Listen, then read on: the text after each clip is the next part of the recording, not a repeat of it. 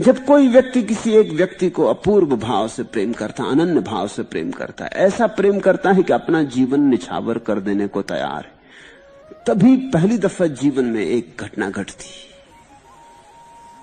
अहंकार विसर्जित हो जाता। जब मैं मिटने को तैयार हो जाता हूं किसी के प्रेम में, तो फिर मेरा अहंकार बचता ही नहीं। अहंकार ही कहता है कि मिटो मत, अपने को वारो मत, दूसरे को चूस लो जितना चूसना हो अपने लाभ के लिए, लेकिन अपने को बचा के।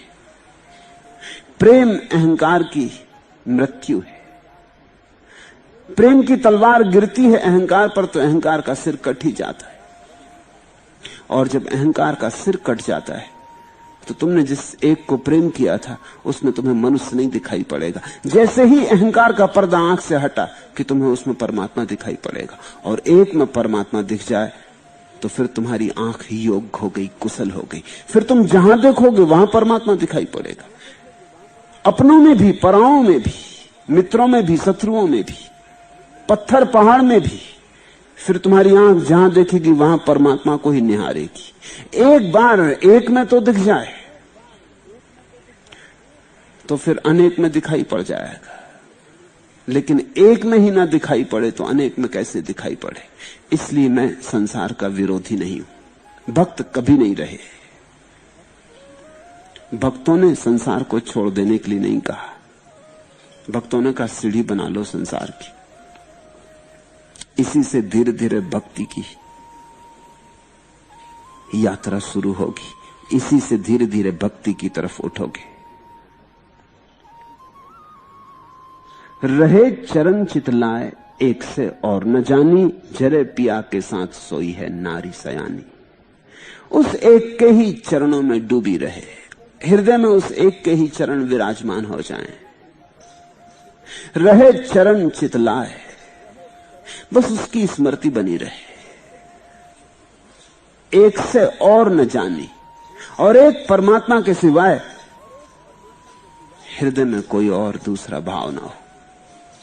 अक्सर लोग परमात्मा खोजते भी हैं, तो परमात्मा भी और बहुत सी वासनाओं में एक वासना होता है। धन भी खोज रहे हैं, पद भी खोज रहे हैं, प्रतिष्ठा भी खोज रहे हैं, और सोचते हैं थोड़ा घड़ी आधा घड़ी परमात्मा में भी लगा तो कौन जाने हो ही हो, शायद आखिर में पता चले कि है, मरने पे पता चले कि है। तो ऐसा ना हो कि हमने कुछ भी ना किया था। सब संभाल लो, दुकान भी चला लो, बाजार भी संभाल लो, पद की दौड़ भी दौड़ लो, क्योंकि कौन जाने परमात्मा इत्यादि हो ही ना, सिर्फ बातचीत ही हो, तो कहीं हम संसार से ना चूक जाएं। इसको तुम होशियारी कहते हो, इसको तुम समझदारी कहते हो, इसको तुम सयानापन कहते हो कि सब संभाल लो, दोनों हाथ लड्डू संभाल लो, ये भी संभाल लो, उसको भी संभाल लो। तो आदमी 24 घंटे में घड़ी भर मंदिर में चला जाता, मस्जिद में चला जाता, गुरुद्वारा चला जाता, घड़ी भर बैठ के पढ़ लेता है, जप जी का पाठ कर लेता है, कि गीता पढ़ लेता है, कि कुरान की आयतें दोहरा लेता है, सोचता चलो भगवान से निपटे, अब संसार में लगे। 23 घंटे संसार में दौड़ता है, 1 घंटा परमात्मा को दे देता। ये कोई भक्ति की बात नहीं।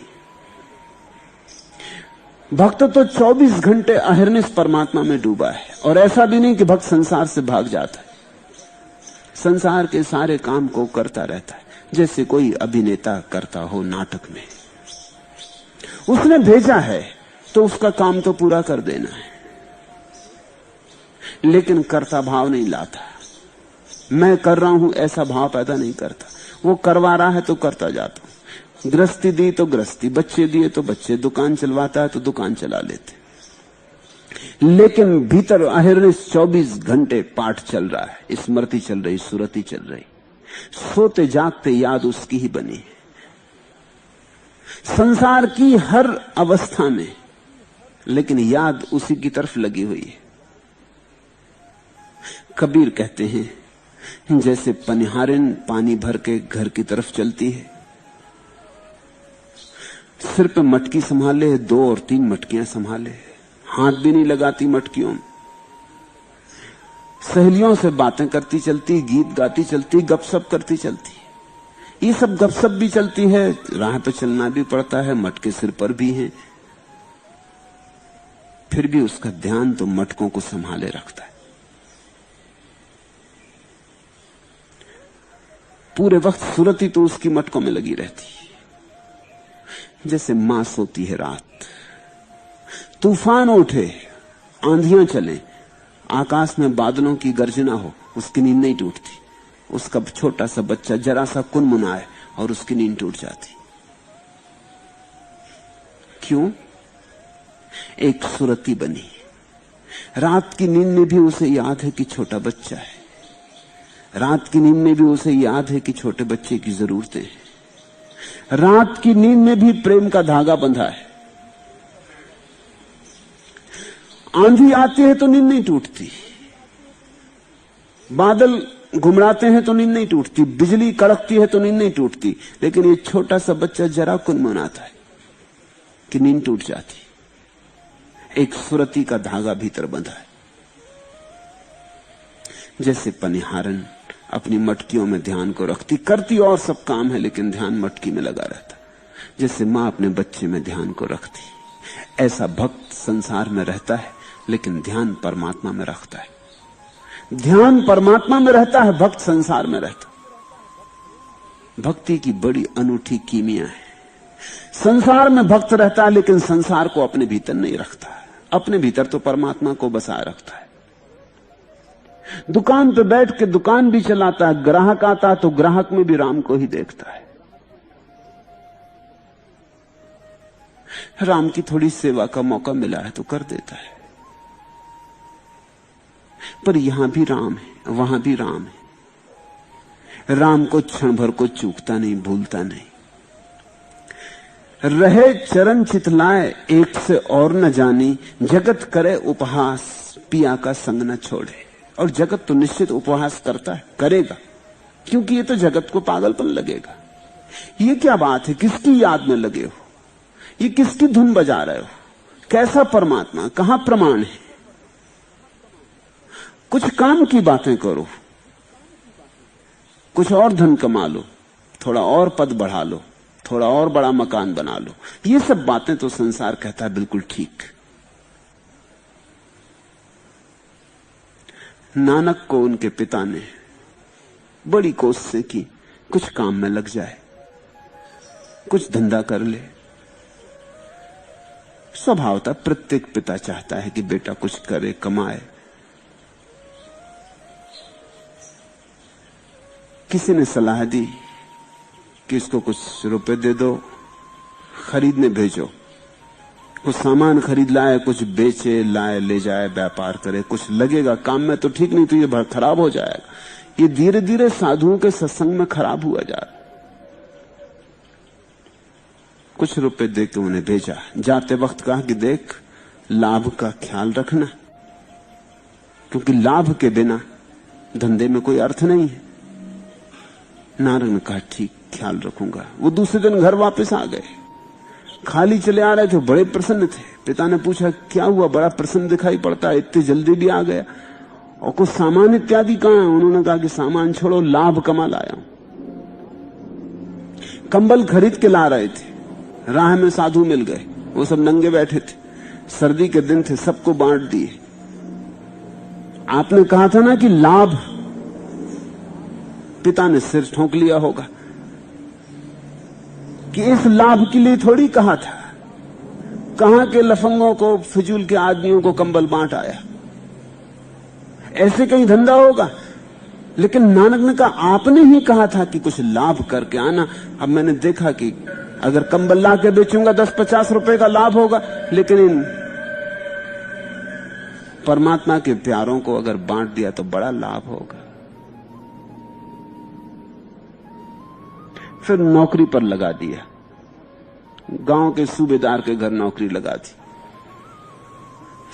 सीधा साधा काम दिलवा दिया। काम था कि जो सिपाहियों को रोज भोजन दिया जाता था वो उनको तौल के दे देना। तो दिन भर तौलते रहते तराजू लेके। एक दिन तौलते तौलते समाधि लग गई। रस तो भीतर परमात्मा में लगा था। तौलते रहते थे, बैठे रहते थे दुकान पर, काम करवा रहे थे पिता तो करते थे, लेकिन भीतर तो याद परमात्मा की चल रही थी। उसी याद के कारण ये बड़ी क्रांतिकारी घटना घट गई। एक दिन तौलते तौलते संख्या आई 7, 8, 9, 10, 11, 12 और 13। तो पंजाबी में 13 तो नहीं है 13। तो 13 शब्द उठते ही उसकी याद आ गई। वो याद तो भीतर चली रही थी।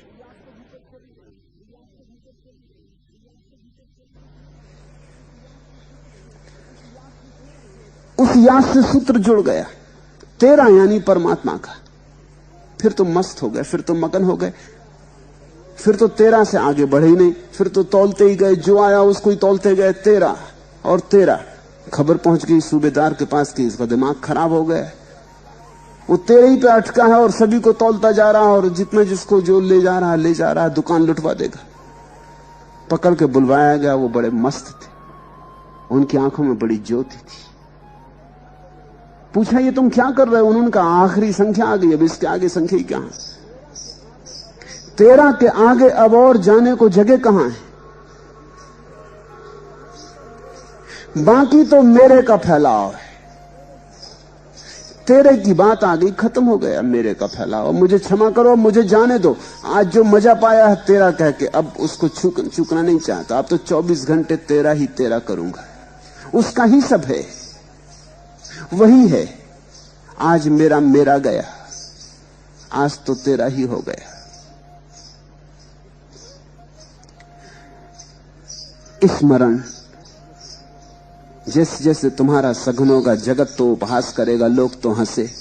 लो उनका नानक पागल हो गए। जगत करे उपहास, पिया का संग न छोड़े। प्रेम की सेज बिछाए, मेहर की चादर ओढ़े। दुनिया हंसी करे, करेगी ही, इसे स्वीकार कर लेना। इससे अन्यथा की आशा भी मत करना। ऐसा होता ही रहा सदा, ऐसा ही होगा आज भी, कल भी। दुनिया उपहास न करे तो समझना कि कुछ भूल हो रही। लाओसू ने कहा है, जब मैं कुछ सत्य की बात कहता हूं तो लोग हंसते हैं, उपहास करते, तब मैं निश्चित समझ जाता हूं कि जो मैंने कहा वो सत्य ही होना चाहिए। अगर वो सत्य ना होता तो लोग उपहास क्यों करते?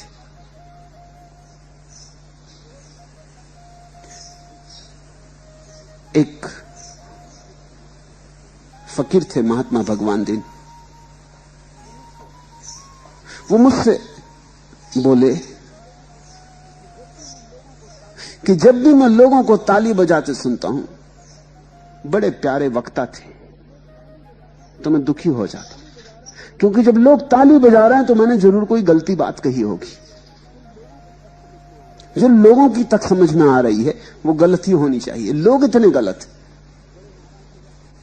वो बड़े नाराज हो जाते थे जब उनकी बोलने में कोई ताली बजाते। बड़े नाराज हो जाते थे कि मैंने कोई ऐसी गलती बात कही कि तुम ताली बजाते हो।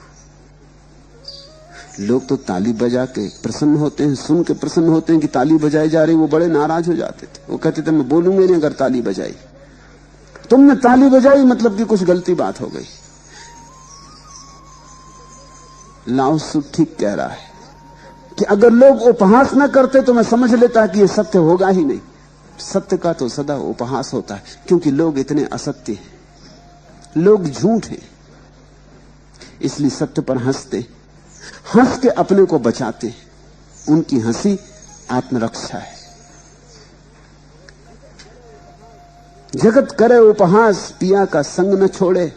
प्रेम की सेज बिछाए, मेहर की चादर ओढ़े। फिक्र ही मत करना संसार की, तुम तो अपनी प्रेम की सेज बिछा लेना और परमात्मा की याद करना कि तुम आओ, तुम्हारे लिए सेज तैयार कर रखी है। प्रेम की सेज बिछाए, मेहर की चादर ओढ़े और करुणा की चादर ओढ़ना। प्रेम का बिस्तर बनाना और करुणा की चादर बना लेना। संसार के प्रति करुणा रखना, परमात्मा के प्रति प्रेम रखना, बस ये दो चीजें सद जाएं। हंसने वालों के प्रति करुणा रखना, नाराजगी मत रखना।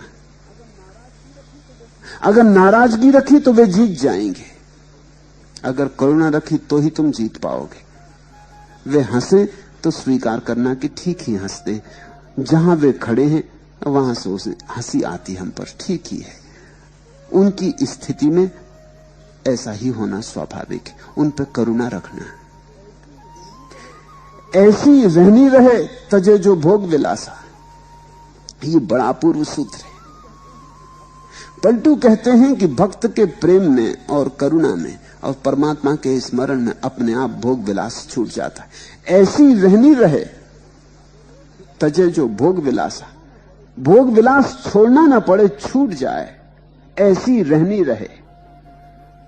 परमात्मा की स्मृति जिसके जीवन में भरी है, उसको कहां भोग विलास की याद रह जाती। वो तो परम भोग भोग रहा है, अब छोटे मोटे भोग की बात ही कहां। हीरे बरस रहे हो तो कोई कंकड़ पत्थर बीनता है, अमृत बह रहा हो तो कोई नाली के गंदे पानी को भर के घर लाता है। जहां फूलों की वर्षा हो रही हो वहां कोई दुर्गंध समेटता है। जहां सच्चा सुख मिल रहा हो वहां क्षणभंगुर सुख को कौन चिंता करता है। ऐसी रहनी रहे तजे जो भोग विलासा, परमात्मा की मस्ती में रहे, परमात्मा के आनंद भाव में रहे, परमात्मा के प्रेम में रहे और जगत के प्रति करुणा से भरा और सुरति की धारा बहे। बस फिर अपने आप ऐसी रहनी पैदा हो जाती, जीवन का ऐसा ढंग, जीवन में ऐसी चर्या पैदा हो जाती कि भोग विलास अपने आप छूट जाते, छोड़ने नहीं पड़ते। छोड़ने पड़े तो बात ही गलत हो रही है, छोड़ने पड़े तो घाव रह जाएंगे, छूट जाएं तो बड़ा स्वास्थ्य, बड़ा सौंदर्य होता है। व्यर्थ को छोड़ना पड़े तो उसका अर्थ हुआ अभी कुछ सार्थकता दिखाई पड़ती थी, इसलिए चेष्टा करनी पड़ी, छोड़ना पड़ा। व्यर्थ व्यर्थ की भांति दिखाई पड़ जाए तो फिर चेष्टा नहीं करनी पड़ती, हाथ खुल जाते हैं, व्यर्थ गिर जाता है, आदमी पीछे लौट के भी नहीं देखता। ऐसी रहनी रहे तजे जो भोग विलासा, मारे भूख प्यास याद संग चलती श्वासा। फिर तो भूख प्यास तक की याद नहीं रह जाती, क्योंकि श्वास श्वास में उसी की ही याद चलती। कहां का भोग, कहां का विलास, कौन धन को इकट्ठे करने में पड़ता है, कौन पद की चिंता करता है, कौन आदर समादर खोजता है, कौन सम्मान खोजता है। जिसको उस प्राण प्यारे की तरफ से मान मिलने लगा, इस संसार में कोई मान अब अर्थ नहीं रखता। मारे भूख प्यास याद संग चलती श्वासा, ये जो श्वास के साथ याद बहने लगती है, इससे भूख प्यास तक मर जाती। एक तुमने बात कभी ख्याल की, बहुत मनोवैज्ञानिक है। जब तुम दुखी होते हो तो तुम ज्यादा भूखे प्यास अनुभव करते हो, जब तुम दुखी होते हो तो तुम ज्यादा भोजन कर लेते हो, क्योंकि दुखी आदमी भीतर खाली खाली मालूम पड़ता, किसी से भी भर लो, किसी तरह भर लो भीतर का गड्ढा। सुखी आदमी कम भोजन करता है। परम सुख में तो भूख भूल ही जाती, परम सुख में तुम ऐसे भरे मालूम पड़ते हो भीतर कि कहां भूख कहां प्यास।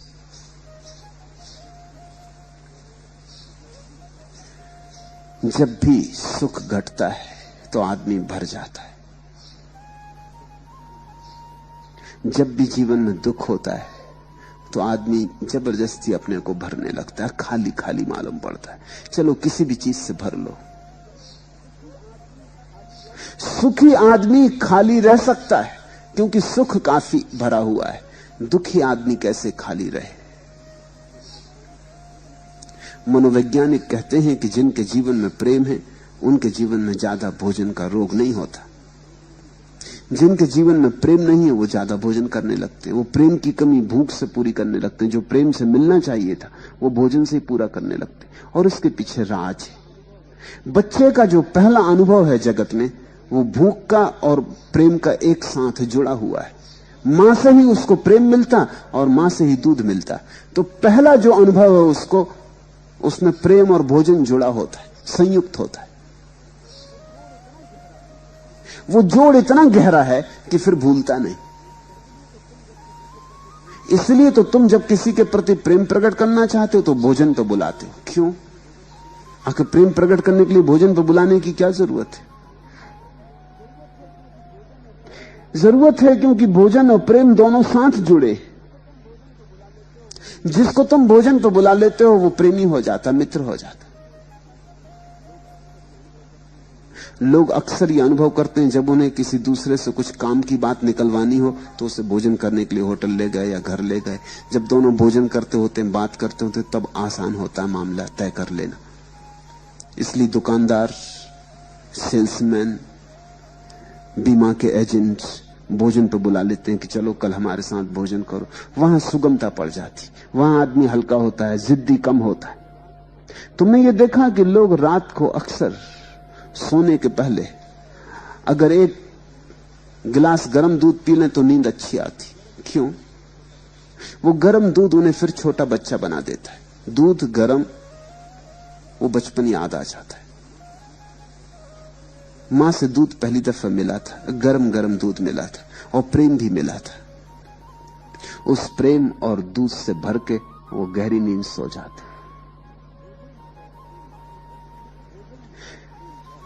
भोजन और प्रेम का बड़ा गहरा संबंध है। तो जब तुम्हारे जीवन में भोजन बढ़ जाए बहुत तो समझना कि कहीं प्रेम की कमी पड़ रही। तो प्रेम की कमी तुम भोजन से पूरी कर रहे हो। अक्सर ऐसा होता है कि जो मां बच्चे को प्रेम करती है वो बच्चा बहुत दूध नहीं पीता। वो हजार झंझटें खड़ी करता दूध पीने में। समझाना पड़ता, बुझाना पड़ता, मां को बार बार घेर के लाना पड़ता है कि फिर पी ले कुछ, यहां वहां की बात करनी पड़ती और वो दूध नहीं पीता। वो फिक्र नहीं करता। जब प्रेम है तो उसे भरोसा है कि जब चाहिए दूध मिल जाएगा। प्रेम में एक श्रद्धा है, भरोसा है। लेकिन अगर मां बच्चे को प्रेम ना करती हो, समझो नर्स हो, मां ना हो, जैसा कि बहुत सी मां नर्सें ही हैं, मां तो कभी कभी कोई होती। अगर मां बच्चे को प्रेम ना करती हो, जबरदस्ती मान लिया कभी ये हो गया पैदा तो ठीक है, किसी तरह खींच रहे हैं, चाहते तो नहीं थे, वहां की झंझट सिर पे आ गई। अगर ऐसी मां हो तो बच्चा उसका स्तन छोड़ता ही नहीं, क्योंकि उसे डर लगता है कि अभी छोड़ दिया तो पीछे मिलेगा दूध के नहीं मिलेगा, इसका कुछ पक्का भरोसा नहीं है, श्रद्धा नहीं पैदा होती। अक्सर प्रेम की कमी होने के कारण बच्चे ज्यादा भोजन करने लगते हैं शुरू से ही। एक अनुपात है। कहते हैं पलटूदास, ऐसी रहनी रहे तजे जो भोग बिलासा, मारे भूख प्यास याद संग चलती श्वासा। ऐसी रहनी रहे, ऐसी प्रभु की याद गूंजती रहे भीतर की, उससे ऐसा भरा पूरा रहे कि भूख प्यास मिट जाए। अब ये बड़ा फर्क हुआ। एक तो उपवास करना और एक उपवास का अपने आप हो जाना।